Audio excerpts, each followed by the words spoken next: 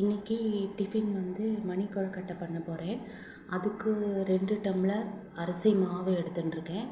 அதுக்கு வந்து 4 டம்ளர் தண்ணி, தாளிக்கிறதுக்கு கடுகு, உளுத்தம்பருப்பு, கடலைப்பருப்பு, இஞ்சி, கருவேப்பிலை. தேங்காய் போடும்போது நான் தேங்காயோட 2 பச்சை மிளகா அரைச்சி தேங்காய் பச்சை மிளகா மிக்ஸ் பண்ணி நான் அப்படியே போட்டுவிடுவேன்.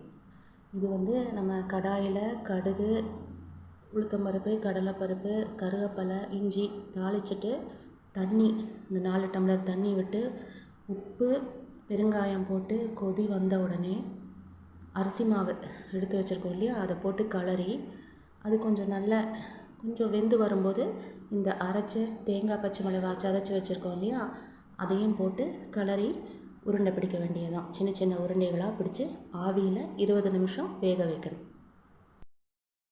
கடாயில் தேங்காய் எண்ணெய் விட்டு கடுகு, உளுத்தம்பருப்பு, கடலைப்பருப்பு, கருவேப்பிலை, இஞ்சி போட்டுட்டு 4 டம்ளர் தண்ணி விட்டுருக்கேன். உப்பு போட்டு பெருங்காயம் போட்டாச்சு. இப்போ வந்து நல்லா கொதி வரணும். கொதி வந்தோடனே அரிசி மாவை எடுத்து வச்சுருக்கேன் இல்லையா, அதை போட்டு கலரணும். மாவு இப்போ கிளறி வச்சுருக்கேன். இனிமேல் சின்ன சின்ன உருண்டைகளாக நம்ம பிடிக்க போகிறோம். மாவு இப்போ கிளறி வச்சுருக்கேன். இனிமேல் சின்ன சின்ன உருண்டைகளாக நம்ம பிடிக்க போகிறோம். கிளறின மாவை சின்ன சின்ன உருண்டைகளாக பிடிச்சி வச்சுருக்கேன்.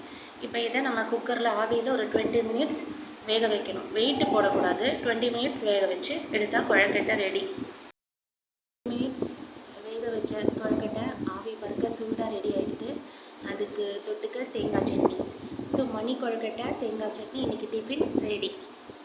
என்னோடய சேனல் பிடிச்சிருந்தா சப்ஸ்கிரைப் பண்ணிக்கோங்க. தேங்க்யூ.